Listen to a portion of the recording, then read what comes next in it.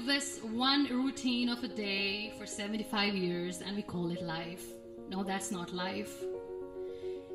If you're still thinking why you have been sent here, if you're still juggling with the concept of why you are here, you haven't lived yet. You work hard, you make money, you do it for yourself. That's not life. You go out, you seek for people who need your help, you make their lives better.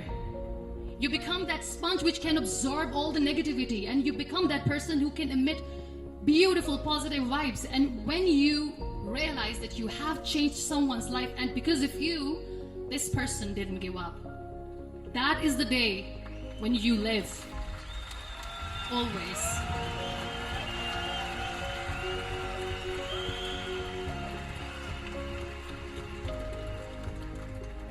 We were talking about gratitude, why I smile all the time. I cry all night when nobody sees me, because I'm a human and I have to keep the balance. And I smile all day because I know that if I will smile, I can make people smile. That keeps me going.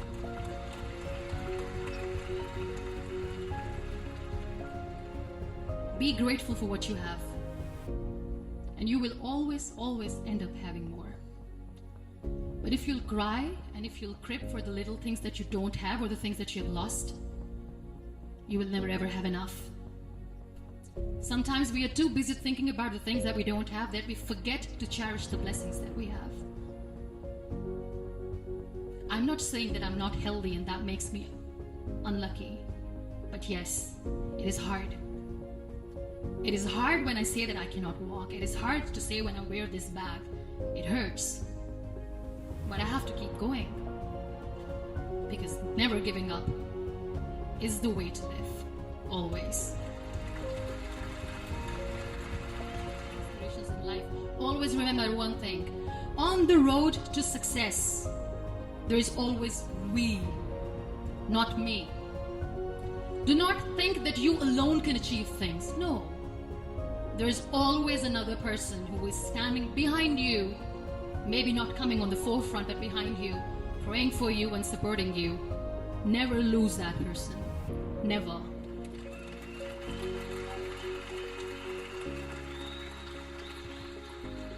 No matter how much I say that I couldn't find a hero so I became one, I still want to recognize those 3 people in my life who literally changed my life completely, and I get inspiration from them every single day.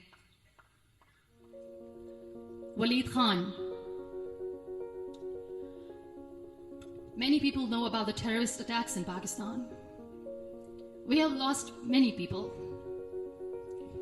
And I'm sharing this with a very heavy heart because we actually have lost a lot of people in this huge turmoil of terrorism. These people are barbarians. They do not see people. They're even worse than animals. They have killed people in mosques, they have killed people in churches, temples, even in schools. There was this terrorist attack in Army Public School, Peshawar, where these terrorists entered in an examination hall and they killed our children.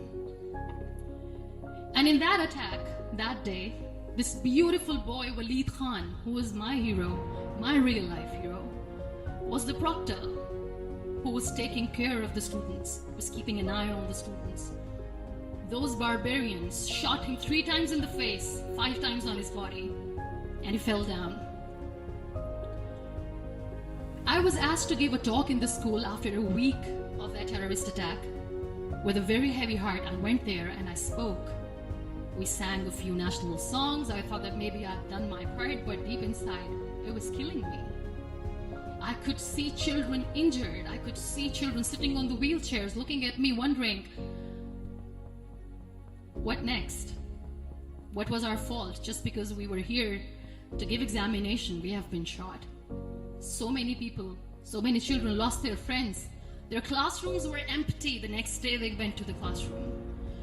So this kid, Waleed Khan, I was asked that he is in a hospital right now, and you have to go and see him and motivate him and tell him that it's going to be okay.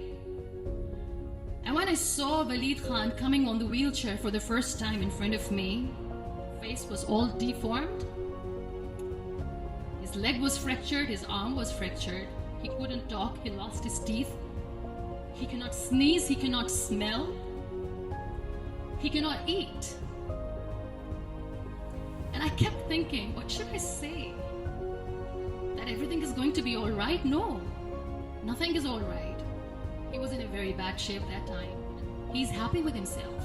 He doesn't even care. Because today he goes in the same school. And when somebody asks him that what happened to your face, why so many scars? You know what he says?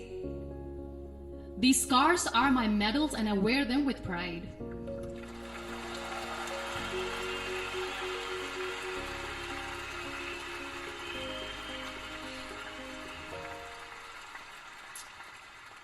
And how beautifully he says the terrorists wanted me not to study. I am going to study. I will become a doctor one day. And this is my way of taking revenge from those terrorists.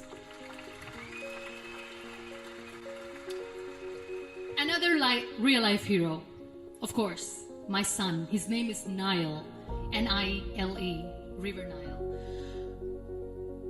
I learned so much from this kid. The first and foremost thing is patience. How to be patient when you know that your mother cannot walk, when you know that your mother is different from the other women, when you know that your mother cannot go out and play with you. How to stay calm. He loves football. And when we got the very first football, he was 4 years old. He was super excited. I still remember he came in the room and he said, "Mom, let's play football." And he kept the ball in my feet. And he said, "Let's kick it." And that day I felt disabled. I said, "I cannot kick the ball." And I was down with the same face. He looked at me and he said, "Well, that's all right. Your legs are not working, but your hands do. Let's play catch the ball."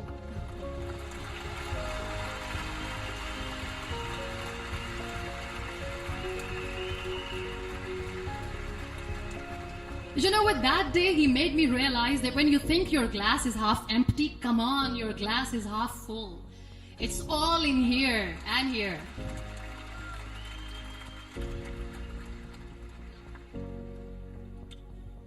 You know what? We human beings have a problem.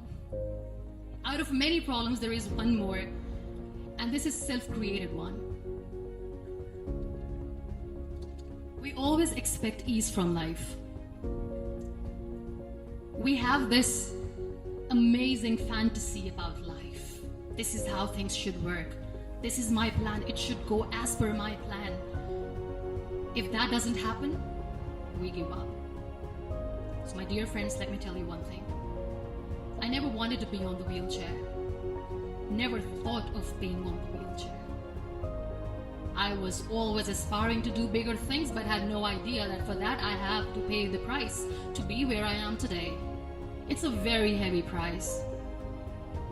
This life is a test and a trial, and tests or trials are never supposed to be easy. So when you are expecting ease from life, and life gives you lemons, then you make the lemonade, and then do not blame life for that, because you were expecting ease from a trial. Trials make you a stronger, better person. Life is a trial, and with time you realize that.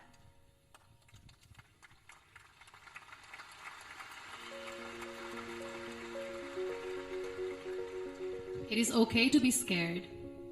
It is okay to cry. Everything is okay, but giving up should not be an option. They always say that failure is not an option. Failure should be an option, because when you fail, you get up, and then you fail, and then you get up, and that keeps you going. That's how humans are strong.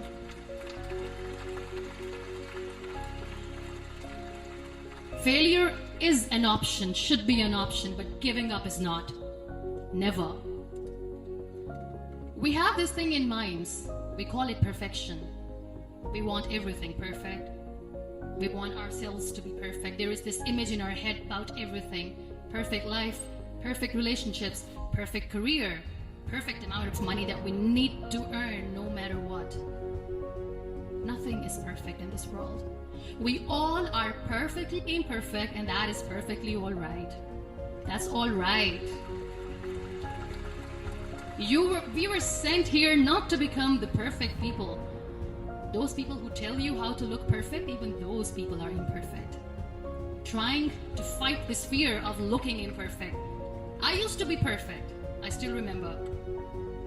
I got this compliment years ago when I used to walk. Oh my God, look at you. You're fair, you're tall, you're perfect. Look at me now.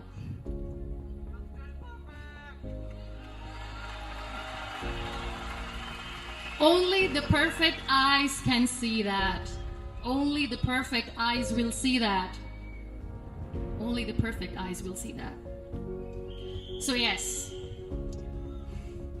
in all those imperfections, you have to listen to your heart. You don't have to look good for people. You don't have to be perfect just because other people want you to be perfect. If your soul is perfect from within, that's all right. This is all what you want. This is all what you need to be. Our society has made very weird kind of norms to look perfect and great. For men, it's different. For women, it's different. We think too much about what people say. We listen to ourselves too little. You know what makes you perfect? When you make someone smile. You know what makes you perfect? When you try to do something good for the people around you. You know what makes you perfect? When you feel someone's pain. And how beautiful pain is that it connects you with people. No other medium can connect you with others but pain. That's why I always say that I'm in pain, and that's a blessing in disguise for me. So I'll end my talk on a very short note. Live your life fully. Accept yourself the way you are. Be kind to yourself. Be kind to yourself. I'll repeat, be kind to yourself, and only then you can be kind to others. Love yourself and spread that love. Life will be hard. There will be turmoils. There will be trials, but that will only make you stronger. Never give up. The real happiness doesn't lie in money or success or fame. I have this all. I never wanted this. Real happiness lies in gratitude. So be grateful, be alive, and live every moment. Thank you so much, everyone. Thank you. We Malaysia, Muniba Mazare.